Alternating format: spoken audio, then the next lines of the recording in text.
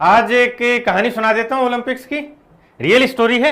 ये उन बच्चों के लिए है जो लास्ट में जाके हार मान जाते हैं और युद्ध लड़े बिना ही अपनी हार स्वीकार कर लेते हैं, या फिर वो बच्चे वो जो चारों तरफ शिकायत करते हैं, उनको अपने पेरेंट्स से शिकायत है, उनको परिस्थितियों से शिकायत है कि मुझे ये नहीं मिला, ऐसा होता तो मैं ये कर सकता था, वो कर सकता था। उन सब के लिए आज की ये ओलंपिक की कहानी सुना रहा हूं।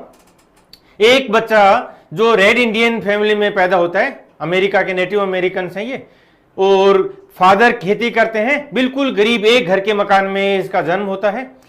कुछ टाइम बाद 9 साल की एज में छोटा भाई जो जुड़वा था उसकी डेथ हो गई, मां भी गुजर गई, फादर भी गुजर गए, और गरीबी में मजदूरी करके बच्चा आगे बढ़ रहा है। कुछ दिन बाद कोई फुटबॉल कोच मिल जाता है, उसको गुरु बना के थोरपे ने अपनी जिंदगी स्टार्ट की। नाम था जिम थोरपे, है ना। अब ये इंपॉर्टेंट नहीं है कि ऐसे में ये गोल्ड जीते तो आपको दिख ही गया होगा। अभी कहानी बहुत ही इंटरेस्टिंग है, अभी सुनते चलो। आप क्या हुआ कि 1912 में जो स्वीडन में हुए थे ओलंपिक्स, 5th थे ये, 5वें, ठीक है ना। मुझे तो सारे याद हो गए ओलंपिक की, इतनी कहानियां सुनी है और अभी और सुनाऊंगा कहानियां, ठीक है ना। तो उस टाइम क्या था, 2 तरह की स्पर्धाएं थी, पेंटाथलॉन और डिकैथलॉन। पेंटा मतलब 5 स्पर्धाएं थी और डेका मतलब 10। पेंटा में क्या था, डिस्कस थ्रो था, रेसलिंग था, स्प्रिंट था, और एक जेवलिन था। जेवलिन में तो जिम का 2nd रैंक रहा, बाकी जो चाहे वो दौड़ना हो, चाहे वो रेसलिंग हो, चाहे वो डिस्कस थ्रो, हर जगह फर्स्ट रैंक हासिल की, ठीक है ना। ये भी कहानी नहीं है, जेवलिन की भी बताता हूं, अभी कहानी बाकी है, अच्छे से सुनाऊंगा। तो क्या हुआ कि जेवलिन का कभी प्रैक्टिस ही नहीं की जिम थोरपे ने, तो वहां जाके ओलंपिक्स में जाके पता चला कि भी जेवलिन भी फेंकना होता है, तो वहां लेके वो पकड़ के फेंक दिया जेवलिन को।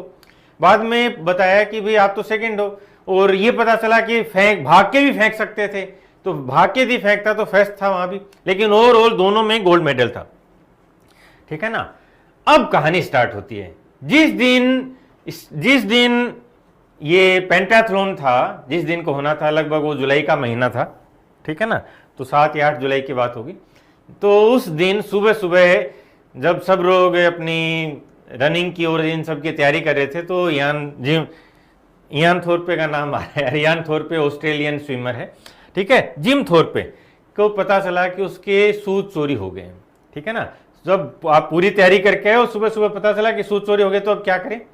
तो इसने जिम थोरपे ने क्या किया कि डस्टबिन से इधर उधर घूम के 2 शूज लेके आया, ठीक है ना। और दोनों देखो अलग अलग हैं, टाइप भी अलग है और दोनों की साइज भी अलग थी। फिर इनमें अलग अलग तरह के 2-2, 3-3 जुराब पहन के दोनों को अपने शेप में, साइज में लिया, और इन जूतों के साथ, ठीक है ना, इन शूज के साथ गोल्ड जीते दोनों में। इसलिए लास्ट टाइम तक लड़ना है, कभी भी हार नहीं माननी। जीवन में परिस्थितियों को दोष नहीं दोगे कभी भी कि मैं गरीब था या मैं गांव में पढ़ा था, मुझे ये नहीं था, मेरे पेरेंट्स मुझे प्रॉपर गाइड नहीं कर पाए थे, या मेरे साथ ये चीजें हो गई, मैं बीमार हो गया। कभी भी इनको दोष नहीं दोगे। हमेशा खूब मेहनत करो, आगे बढ़ना है और जीतना ही जीतना है, परिस्थितियां कैसी भी रहें।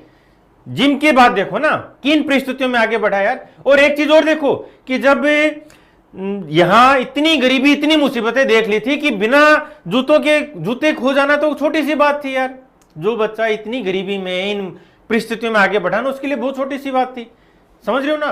तो जिंदगी की मुसीबतों को छोटा बना दो, अपने आप को, अपना मनोबल इतना स्ट्रांग बनाओ कि हम किन्हीं भी परिस्थितियों में लड़ सकें।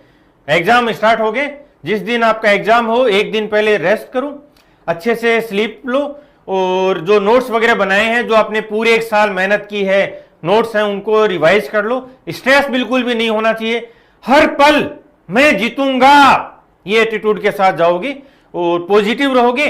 जीत हार चलती रहती है लाइफ में, जीत हमेशा परमानेंट होती है और हार हमेशा टेम्परेरी होनी चाहिए। आज हार गया, कल जीतूंगा।